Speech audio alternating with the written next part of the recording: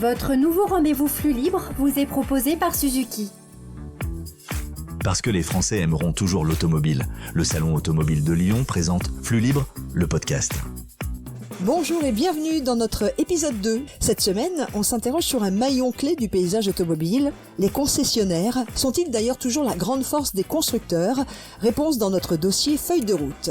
Alexandre Lenoir, lui, prend la route à bord de la très attendue DS numéro 8. Rencontre sans filtre avec Anne Ascienzio, figure incontournable du design automobile mondial.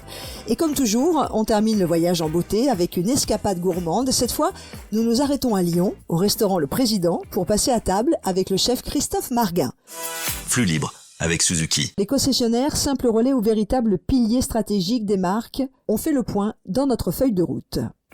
Le marché automobile en flux libre et sans tabou. Feuille de route. Bienvenue dans notre feuille de route, le dossier du podcast Flux Libre, ce dossier qui vous parle de l'automobile telle qu'elle est vraiment, avec ses défis, ses mutations et surtout ses acteurs. Alors aujourd'hui, les concessionnaires en 2025 sont-ils la grande force des constructeurs ? Avec Pierre Guignot qui représentera les constructeurs, président France de Mitsubishi et de Subaru. Bonjour Pierre. Bonjour. Et Jean-Pierre Hinaudot qui nous retrouve de Lyon, le concessionnaire de l'émission, président du groupe Vulcain qui est donc en région Aura. Bonjour Jean-Pierre. Bonjour. Pourquoi les concessionnaires sont peut-être aujourd'hui plus que jamais la grande force des constructeurs, alors que le marché du neuf vacille et que les modèles économiques sont bousculés? Que peuvent encore les hommes et les femmes de terrain?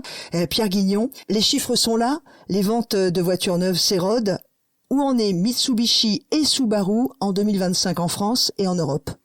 Tout d'abord, merci pour l'invitation et ce thème qui est encore plus d'actualité, comme vous l'avez rappelé aujourd'hui. Sur la partie Mitsubishi, la marque vit une période de transition. 2025 et bien évidemment le retour d'Outlander sur le marché français. Donc c'est quand même le véhicule qui a été le plus vendu en France pour la marque, dans un contexte économique que vous avez rappelé, mais aussi légal, parce que l'environnement aussi au niveau de la législation change énormément.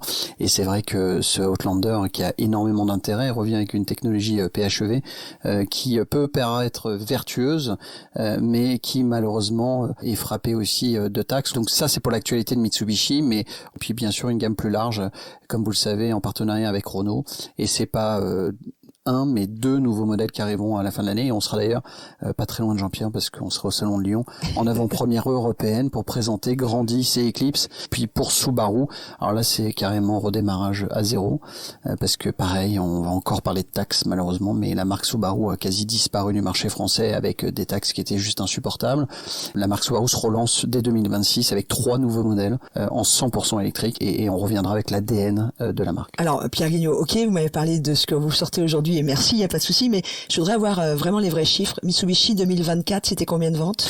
C'était 4600 ventes en immatriculation. En baisse ? Mais moi, ce qui m'intéresse, c'est vendre les commandes des concessionnaires. Et ce chiffre s'est expliqué aussi par des immatriculations de fin d'année sur l'Eclipse qui était en PHEV. Depuis, 5 ans, on vend 2500 à 2700 voitures à client final. C'est ça qu'on veut faire progresser. Et c'est pour ça qu'on s'attelle à relancer Mitsubishi avec l'ADN de la marque Mitsubishi. Et Subaru également, puisque vous venez de Alors Subaru, c'est carrément confidentiel, donc je peux même pas vous donner de chiffres parce qu'on pourrait compter sur les doigts d'une main, et donc le but c'est redémarrer la marque. Jean-Pierre Hinaudot, vous êtes vous en direct de Lyon, le groupe Vulcain. J'aimerais que vous nous parliez de ce réseau de concessions sur la zone Aura. C'est un groupe familial et très régional. Notre groupe, c'est l'an dernier très peu de chiffres, 248 millions de chiffres d'affaires, en baisse de 7% par rapport à 2023.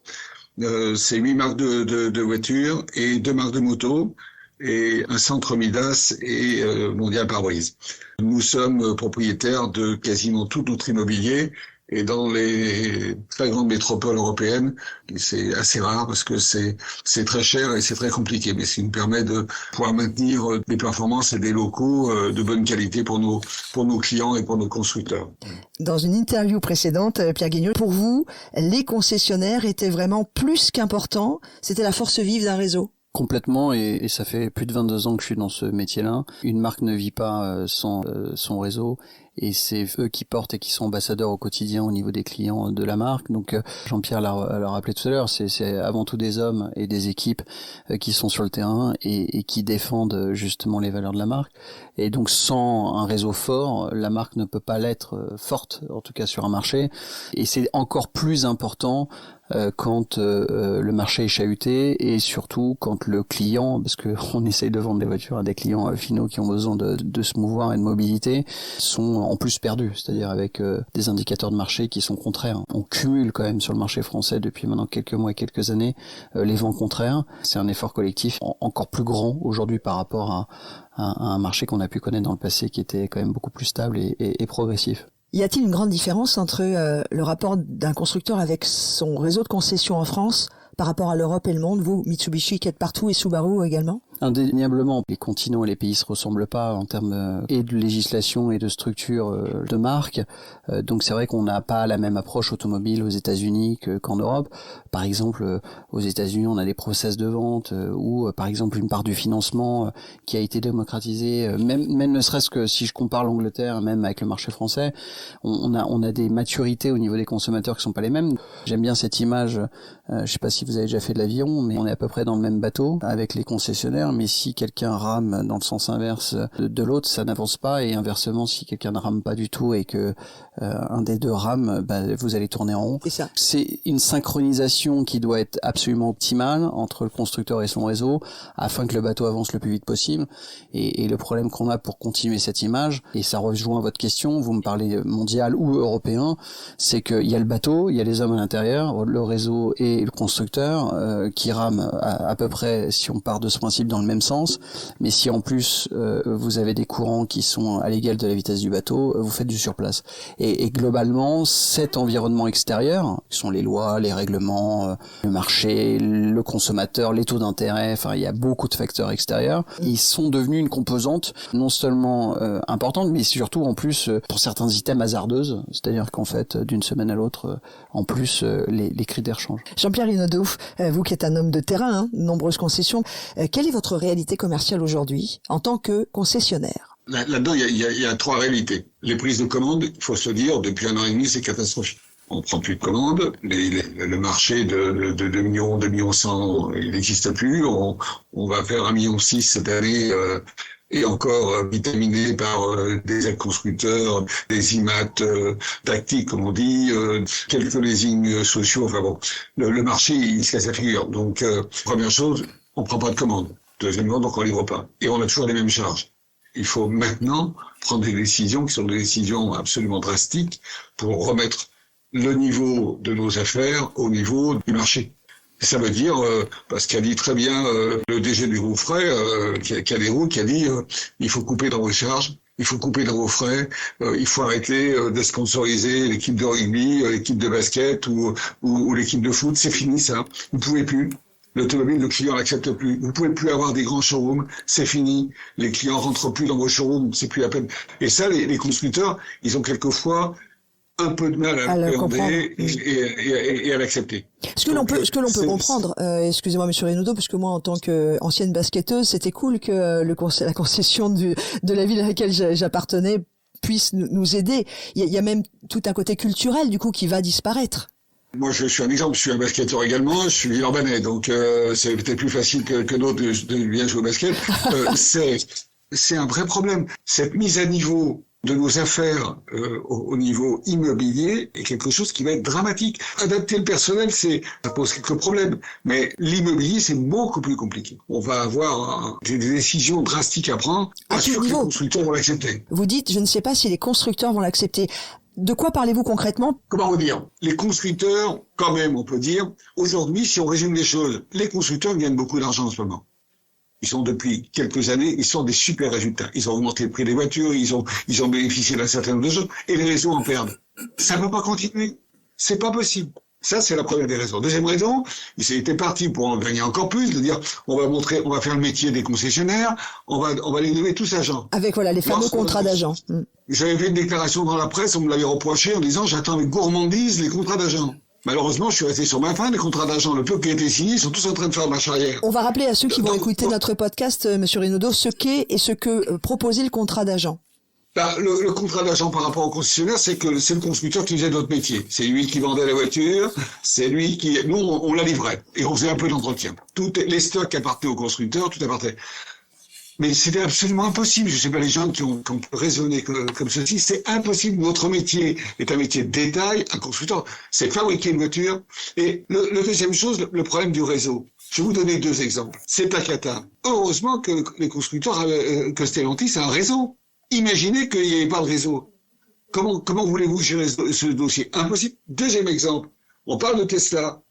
Aujourd'hui, si Tesla c'était des concessionnaires au lieu d'avoir des succursales, eh ben le client il dirait j'achète une Tesla, mais j'achète aussi une Dupont et mon concessionnaire il m'a vendu une Tesla, mais mon concessionnaire je le connais, c'est un mec bien.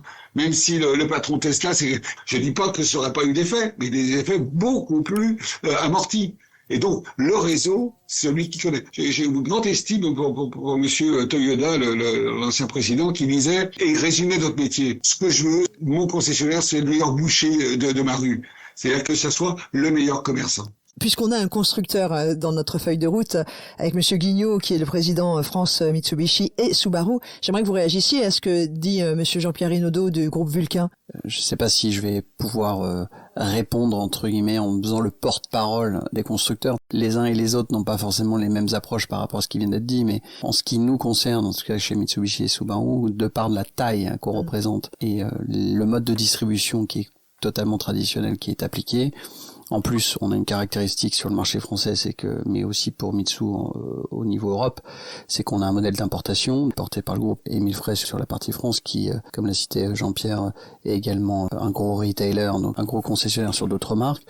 Donc, on a une approche extrêmement pragmatique et avec des standards extrêmement maîtrisés.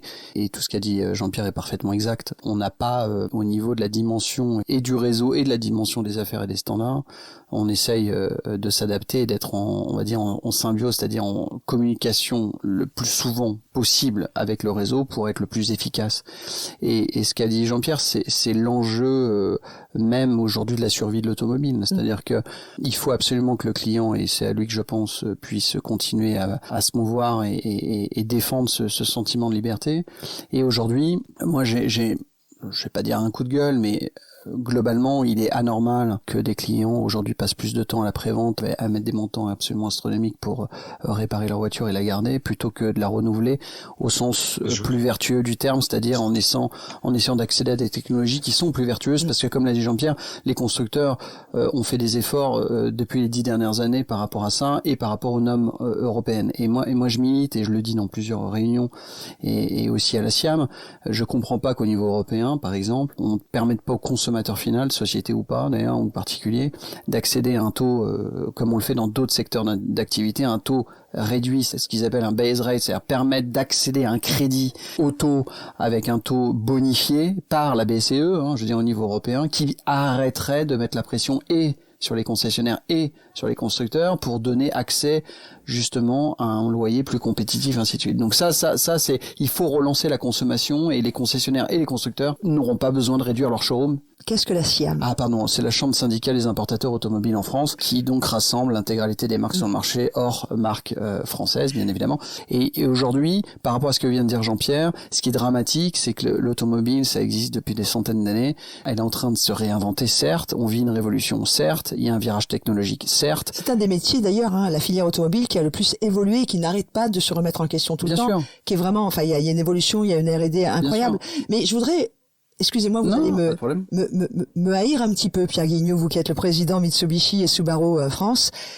Monsieur Hinaudot disait, les constructeurs sont mis plein les fouilles. Voilà, pour parler un peu direct. Nous, les concessionnaires, en fait, on a eu des miettes. Vous, quelle est la position de Mitsubishi? Moi, j'ai une analyse. Les chiffres sont les chiffres. Donc, je vais pas commencer à débattre des chiffres. On les a tous. Ils sont sur Internet. Les rentabilités des constructeurs au niveau mondial, et ainsi de suite. L'augmentation des prix, comme l'a dit Jean-Pierre, c'est parfaitement exact.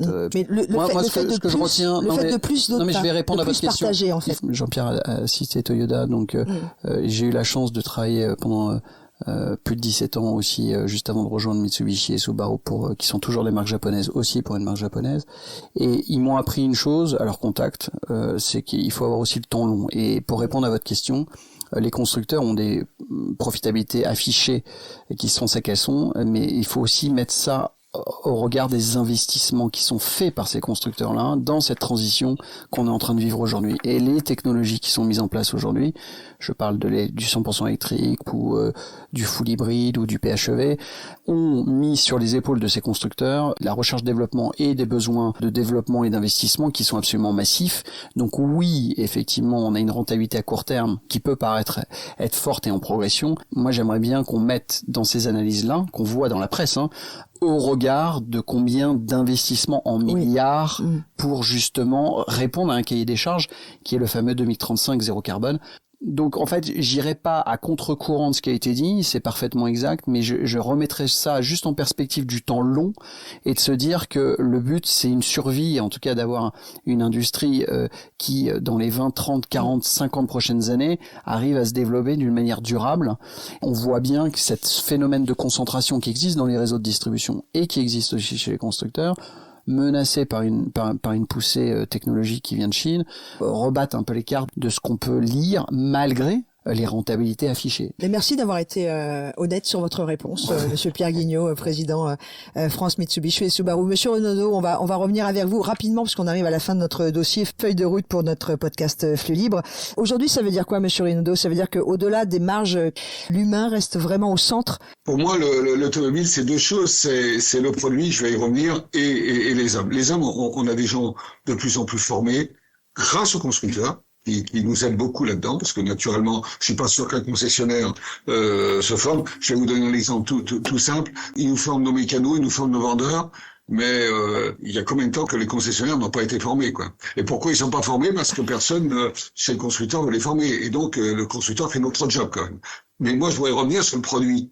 Moi, je rêve qu'un constructeur qui demain matin, au lieu de dire monsieur, votre voiture c'est 400 € par mois, ce que font tous actuellement les constructeurs, dire j'ai la plus belle des autos. Venez chez moi, j'ai la plus belle des autos, et pour le financement, venez voir mes vendeurs, ils vont vous trouver votre meilleure solution. C'est ça que je rêve. On a oublié, et pourtant ça marche bien. Vous parlez du salon de l'auto, le salon de l'auto de Lyon, c'est un grand succès. Les gens viennent, on a été, et toutes les marques seront là, même les dernières qui viennent d'arriver, Lotus est là, Polestar est là, je parle des marques que je distribue, donc je peux en parler, Likenco sera là. Il faut que les constructeurs ils comprennent qu'il faut arrêter de jouer les bâtons de plein nu, j'ai parlé que d'argent. Messieurs, c'est exactement ça. Malheureusement, on arrive à la fin. Les concessionnaires sont au centre de la vente des voitures. Aujourd'hui, on ne peut pas se passer des concessionnaires, même si eux-mêmes se réinventent. Assurément, et je finirai aussi en reprenant ce qui vient d'être dit par Jean-Pierre, que je cautionne absolument, et surtout dans les marques que je représente, Mitsu et Subaru, il faut qu'on parle du produit avant tout. Et les gens, ils rêvent. Il y avait un monde de folie au Rétromobile. À Lyon, ça a été dit, c'est un énorme succès et on sera là. Le mondial de l'auto aussi. Le mondial de l'auto aussi. Et je finirai aussi sur Subaru, aventure exceptionnelle, meilleure motricité au monde. C'est ça qu'on a envie de dire et on a envie que les gens ils viennent acheter des Subaru et pas des voitures électriques. C'est pas le sujet. Et puis vous savez, la gimmick de notre podcast, Flux Libre, parce que les Français aimeront toujours l'automobile. C'est ça. Merci messieurs, Pierre Guignot, président France Mitsubishi et Subaru, et Jean-Pierre Renaudot, président du groupe Vulcain en région Aura, la belle région Auvergne-Rhône-Alpes, où nous serons évidemment avec notre podcast pour le Salon Automobile de Lyon. Merci à tous les deux. Merci beaucoup. Merci beaucoup, bye bye. Au revoir. Flux libre avec Suzuki. Et après la théorie, place à la route. Nous retrouvons Alexandre Lenoir qui a mis les mains sur le volant de la DS numéro 8. Le marché automobile en flux libre et sans tabou, au banc d'essai. Aujourd'hui, je vous propose un voyage à bord d'un vaisseau électrique venu de France, mais né en Italie, la numéro 8, nouvelle grande berline premium 100% électrique de DS. Alors que la marque manquait cruellement de nouveautés ces dernières années, elle revient donc avec panache, grâce à ce modèle au nom intrigant, inspiré de la parfumerie de luxe. La DS numéro 8 se présente sous les formes d'un SUV coupé, aux lignes élancées et à la silhouette sculptée pour fendre l'air. Elle revendique de fait l'un des meilleurs SCX de la production automobile. Longue de 4,82 m, large, plutôt basse et musclée pour un SUV, la numéro 8 impose son style. On remerciera aussi Thierry Métros d'avoir eu la main plus légère sur les formes triangulaires et un peu lourdes qui marquent généralement ses dessins. Après 220 mètres, tournez à droite puis tournez à gauche. À l'intérieur, DS fait le pari de l'élégance feutrée, cuir, alcantara, aluminium travaillé au laser, console centrale flottante. L'ambiance est raffinée mais pas forcément très sobre. On retrouve aussi un écran central de 16 pouces et un petit volant original en forme de X, mais qui m'évoque surtout une tête de bélier. Tournez à gauche. La disposition des commandes rattachées au moyen central est un peu déroutante et leur répartition n'est pas forcément logique, mais globalement, l'ergonomie reste satisfaisante. À l'arrière, l'espace aux jambes est généreux, mais le plancher positionné un peu haut n'offrira pas un confort optimal aux passagers adultes. Et côté motorisation, 3 versions sont proposées, 230, 245 ou 350 chevaux, avec 2 tailles de batterie. En configuration long range, la DS numéro 8 promet jusqu'à 750 km d'autonomie en cycle WLTP, un record dans sa catégorie. La version à 4 roues motrices, la plus puissante donc, dépasse quant à elle les 680 km, et si vous cherchez un peu de sensation, le 0 à 100 sera abattu en 5 secondes 4, ce qui est pas mal pour un véhicule de plus de 2 tonnes 2. Côté conduite, l'auto est à la fois stable, confortable et bien tenue sur la route, et mention spéciale au mode sport qui raffermit les suspensions et affine la direction sans pour autant trop sacrifier le confort, même avec des roues de 21 pouces. La suspension pilotée par caméra apporte d'ailleurs vraiment quelque chose, malheureusement elle ne fonctionne que de jour et par beau temps. Surtout, les sensations au volant varient énormément selon que l'on conduit une version traction ou une version 4x4. Avec un seul moteur à l'avant, l'auto plus légère se montre agréable à emmener, mais est aussi plus fainéante en sortie de courbe. À l'accélération, le train avant déleste et le volant guidonne entre les mains, ce qui n'est pas forcément très agréable. Équipé d'un second moteur, la tenue de route est plus précise et les accélérations mieux maîtrisées, mais l'auto est aussi plus lourde et donc moins engageante. Bien sûr, un mot sur l'insonorisation, de haute volée, et le système audio signé focal travaillé en partenariat avec l'IRCAM, qui donne de quoi transformer chaque trajet en salon d'écoute, même si on a été déçu par quelques vibrations désagréables dans le mobilier, sans pour autant avoir poussé le volume très fort. Vous l'aurez compris, tout n'est pas parfait, et parmi les petits défauts, on peut mentionner le freinage à apprivoiser, la position de conduite perfectible et la recharge rapide limitée à 160 kW, car DS a fait le choix du 400 volts pour contenir les coûts. On regrette aussi quelques matériaux qui détonnent dans le décor, et puis de ne pas pouvoir occulter le grand toit vitré panoramique, surtout lors des forts ensoleillements.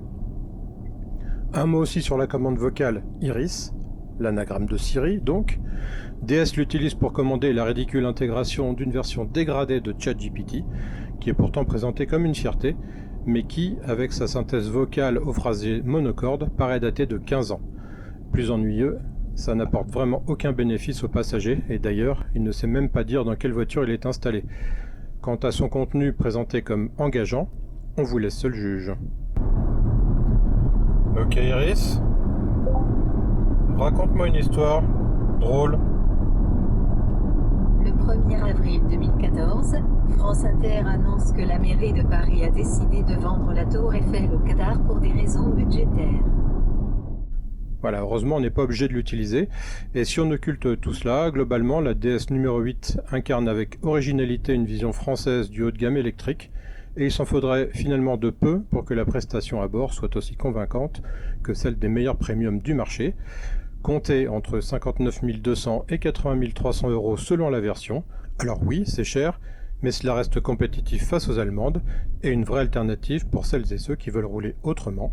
Bref, DS revient, et nous, on se retrouve rapidement pour un nouvel essai en flux libre. Vous avez atteint votre destination sur la gauche. Flux libre avec Suzuki. Changer de perspective, c'est aussi ça, Flux libre. Rencontre intime avec une femme qui a redessiné l'auto autrement. Le marché automobile en flux libre et sans tabou, sans filtre. Je reçois une pionnière, une visionnaire. Elle a dessiné nos voitures, elle dessine aujourd'hui des mondes possibles. Anne Asensio a été une des très rares femmes à la tête du design automobile mondial et elle continue d'ouvrir la voie entre innovation, sens et imagination. Bonjour Anne. Bonjour Laurence. Si je vous dis voiture, Anne, le tout premier souvenir qui vous vient, c'est quoi? Si je ferme les yeux, on est en juillet, je me souviens d'une scène absolument mémorable. Mon père venait d'acheter la Renault 16. Elle était vert bouteille, intérieur beige, clair. Pour moi, c'était une révolution. J'ai découvert la 5e porte, la porte arrière, mais surtout une voiture très vitrée, très agréable pour se déplacer. On est dans les années 60. Les voitures étaient très inconfortables pour les enfants. On était assis sur une banquette, on avait la ligne de ceinture très très haute, donc on ne voyait pas la route, on ne voyait pas le paysage, et on tombait malade. Ça, c'était un petit peu le lot de tous les enfants qui partaient en vacances. Et mon père a amené ce vaisseau spatial, la Renault 16, et je m'en souviens comme si c'était hier. Racontez-moi votre parcours. Est-ce que tout a commencé avec cette expérience enfant sur la banquette arrière de la Renault 16, la passion de la voiture ou non ? Quelque chose qui est survenu chez moi très très tôt, c'est peut-être une très grande exigence des objets du quotidien. Ça pouvait être la chaise, la table, bien sûr la voiture. Dans l'exigence de ce que cet objet ou cet environnement devait produire comme satisfaction, comme expérience. Bon, là je l'articule. J'en avais bien évidemment pas conscience à l'époque. Donc ça m'a attiré systématiquement comprendre comment les objets fonctionnaient. Cette curiosité m'a amené à essayer de représenter tout ce que je voyais. Je dessinais énormément et très très tôt j'ai dit à mes parents je ferai un métier dont l'activité principale consiste à faire du dessin. Donc j'ai trouvé le design. Pour autant, les voitures, les autos m'ont toujours fascinée parce que dans les objets du quotidien auxquels on accède très facilement, très clairement, c'est un des plus fascinants, les plus complexes. En tant que designer, l'automobile était forcément un sujet de prédilection. Je vous ai annoncé en disant que vous avez dessiné des voitures qui ont touché le monde entier. Il y a General Motors, il y a eu Renault. Vous vous souvenez de la première voiture que vous avez designée ? Ah bah bien sûr, c'était à l'école. Hein. Et je me suis retrouvée à l'ENSA-AMA, école des arts appliqués, rue Olivier de Serres, le 15e arrondissement. Il n'y avait pas de design de transport. On ne pouvait pas dessiner d'automobile. Et il s'est passé un phénomène assez particulier, c'est l'année où j'étudiais, pratiquement toute la classe avait envie de faire du design automobile. On est 12 à être entrés ensuite dans l'industrie automobile. On s'est en fin de compte constitué une classe, on s'est auto-formé avec les livres qu'on faisait venir des États-Unis ou d'Angleterre. Tous, on s'était presque fait un serment qu'on ferait du design automobile. Et donc ma première voiture que j'ai dessinée, c'était forcément le véhicule que j'ai réalisé pour mon diplôme, avec un mémoire qui s'appelait la voiture à grande habitabilité. Autant vous dire qu'en plus cette voiture n'existait pas. Et il s'agissait pas de la Twindo dont on a dit que c'était l'auto qui n'existait pas, mais c'était l'espace. C'était une chance, c'était une rencontre entre ce désir d'améliorer les conditions de déplacement d'une famille, qui s'est cristallisé dans construire une voiture qui privilégie l'espace intérieur plutôt que l'espace extérieur, qui en fait un vrai espace à vivre. C'était avant aussi le slogan « Les voitures à vivre ». Et cet espace à vivre consistait à donner une place très prépondérante, d'abord dans le cas de l'espace, dans la grande habitabilité, à part égale de l'ensemble des personnes qui étaient à l'intérieur, mais plus tard aussi les enfants. Et ça m'a amené assez naturellement chez Renault. Donc, vous sortez de l'école, vous allez chez Renault, et donc le premier projet sur lequel vous travaillez ? C'était assez amusant parce que je ne suis pas rentrée chez Renault directement quand Renault m'a sollicité. Je comprenais pas d'ailleurs l'intérêt qu'ils avaient sur mon projet, mais je l'ai compris plus tard, bien évidemment. Nous sommes dans les années milieu des années 80. Et là, je me dis, non, je suis une femme, c'est un métier automobile, ça va être compliqué pour moi. Il me faut plus de barrettes sur l'uniforme. Je pars aux États-Unis faire des études pour faire un master au College for Creative Study. Et Renault, qui voulait absolument m'embaucher, m'a proposé finalement un contrat. C'est Renault qui a payé mes frais de scolarité qui coûtent très très cher aux États-Unis, ce qui m'a permis en effet de rencontrer Chuck Jordan qui m'a fait une proposition d'offre pour venir travailler dans le studio Corvette. Il savait que j'aimais beaucoup les Corvettes, mais j'avais signé ce contrat avec Renault. Donc je suis revenue chez Renault et j'y suis pas restée très longtemps à Paris, à Nanterre exactement, au design avancé. Renault était propriétaire de Chrysler et de Jeep à l'époque, me propose de retourner aux États-Unis pour dessiner la Jeep Junior. Un projet qui s'appelait Arcade, qui a été glissé sous le tapis. Renault a tout revendu. Je suis rentrée et la deuxième voiture que j'ai eu à dessiner chez Renault en rentrant, c'est le Scénic. En 91, c'est présenté à la presse, ça fait un carton. Georges Douin, patron de Renault, dit on va faire un véhicule monospace dans tous les segments de gamme, donc le haut de gamme, l'espace, le Scénic milieu de gamme et la Twingo. Ce succès du Scénic a accéléré ma carrière. Patrick Lequément, qui était à l'époque le directeur du design, a cru en moi, croire déjà en une femme dans le milieu. J'étais très jeune, hein, j'avais à peine 30 ans, et je suis devenue directrice des petites et moyennes voitures. En 2008, vous rejoignez Dassault Systèmes. Qu'est-ce qui vous a attiré? Lorsque je suis restée 13 ans chez Renault, une expérience, bon, vous imaginez, hein, ma vie a commencé avec des Renault, mon père a eu que des Renault, et j'ai toujours un losange au cœur, accroché au cœur, ça je peux vous le dire. J'ai rencontré Bernard Charlès, qui est le président et chairman de Dassault Systèmes. La rencontre avec Dassault Systèmes, c'est la rencontre avec comment on fait le design. Pas le design, pas l'œuvre de design, mais comment on fait du design. Quand j'ai commencé à faire du design dans les années 80, les maquettes en Italie étaient faites en plâtre. Un peu plus tard, dans les années 90, pratiquement toute l'automobile faisait des maquettes en clay, la clay synthétique, mais c'était toujours manuel. Vous aviez des modelages, on modelait véritablement les véhicules. La clé, c'est l'argile, mais synthétique. La 3D s'est invitée à peu près partout et en l'espace de quelques années, la 3D est devenue les processus de design. Et Dassault Systèmes, qui date de 81, a complètement accompagné cette révolution industrielle qui consiste à non plus faire des maquettes physiques, mais des maquettes virtuelles.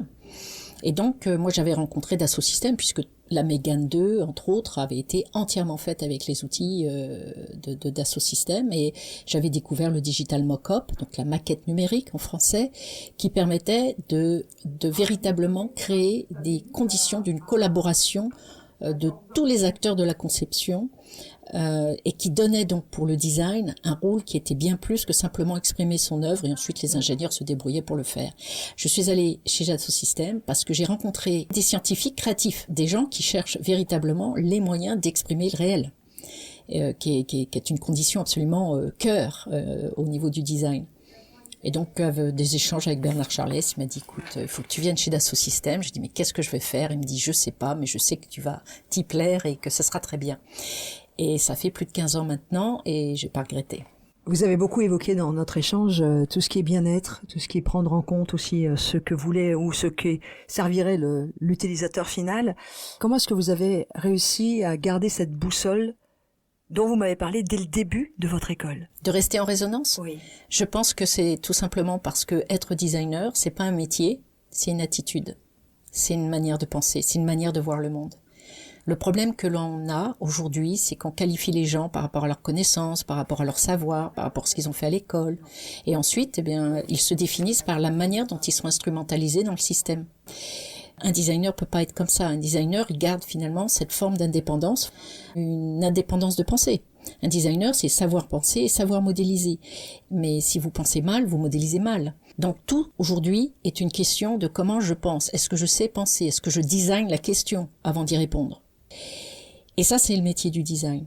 Et ça, c'est clairement fondamental. On devrait l'apprendre au collège, voire même à l'école primaire, dans les lycées. On devrait systématiquement mettre les jeunes qui doivent s'engager dans une perspective de carrière à se penser eux-mêmes, à designer leur vie, designer leur carrière, plutôt que de se dire « bon, je vais me conformer à tel type de métier qui va devenir super spécialisé ».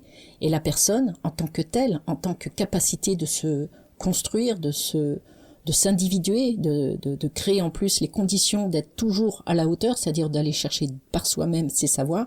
Rappelez-moi du coup, Anne Ascenso, pour vous, la définition du designer? Alors j'aimerais échapper aux définitions qu'on retrouve dans tous les livres, hein, c'est sûr. C'est pour ça que je vous demande la vôtre. C'est designer les expériences ou les moments de la vie. C'est s'occuper, s'intéresser de ce que, de manière holistique et systémique, fait une vie humaine.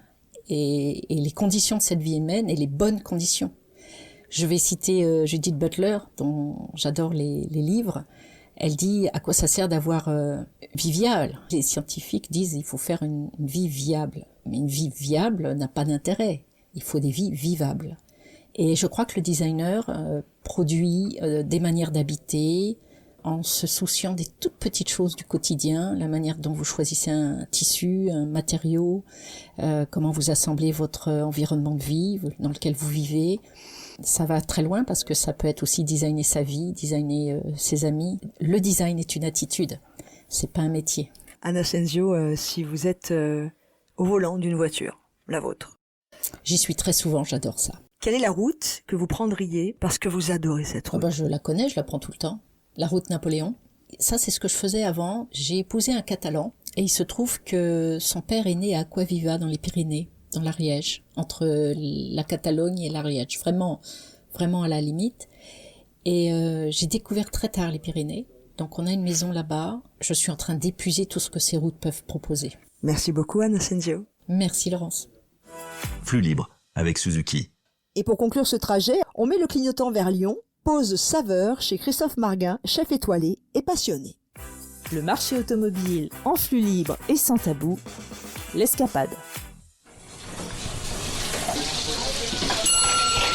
Je suis la 4e génération de cuisiniers, donc depuis 1906, ma famille est propriétaire d'un restaurant jusqu'en 2017 dans le département de l'Ain, un petit village qui s'appelle Les Échets. Mon arrière-grand-mère faisait à manger. Mon arrière-grand-père était maréchal ferrant, donc on soignait les chevaux. Puis ensuite est arrivée la voiture. Ma grand-mère a continué à faire à manger. Mon grand-père a mis une pompe à essence devant le restaurant. Et en 66, mes parents sont arrivés. Et là, mon grand-père a déplacé la station et il a carrément construit une station essence à 50 mètres du restaurant juste à côté. Et on est sur la route qui va de Lyon à Strasbourg. Donc avant l'autoroute, tout ça, on a eu toutes ces clientèles pendant des années de gens, surtout d'Allemagne, de Belgique, qui venaient en vacances et qui passaient devant le restaurant et qui étaient une clientèle fidèle. Et en 2017, moi, j'ai eu la chance de vendre ce restaurant, de m'installer à Lyon parce que Lyon, c'est ma ville et je suis quelqu'un qui est impliqué dans cette ville depuis de nombreuses années. Et mon nouveau restaurant qui m'a changé la vie parce que le fait de vivre dans la ville, c'était plus facile pour gérer mon temps. Ça veut dire quand vous étiez petit, vous regardiez les voitures passer. Est-ce que ça a développé chez vous un plaisir de la voiture ? C'est vrai que je suis né vraiment au bord de la route. Moi, quand on a vendu le restaurant, il y avait 20 000 véhicules qui passaient devant le restaurant tous les jours. Les camions, les voitures, mais c'est vrai que je suis un passionné de voitures et j'aime ça. J'ai toujours eu des belles voitures et c'est quelque chose qui me tient à cœur parce que on fait des métiers qui sont tellement prenants, on est tellement au travail, les journées sont très longues et des plaisirs, on en a très peu. Quel type de voiture vous avez, Christophe Marguin ? Alors, j'ai une voiture qui va vite. J'ai une Audi RS6 depuis quelques années. Je veux pas m'en séparer parce qu'ils ont arrêté de les faire et je veux surtout pas m'en séparer. Et par contre, maintenant, depuis quelques mois, j'ai acheté à l'opposé une R5 électrique parce que, comme beaucoup de personnes, ça m'a rappelé mon enfance. Cette voiture, elle est vraiment super. Et pour faire la ville, c'est vrai que c'est beaucoup plus facile qu'avec l'Audi qui était en sous-régime dans la ville avec les bouchons. La voiture électrique est vraiment un plaisir à conduire maintenant pour moi.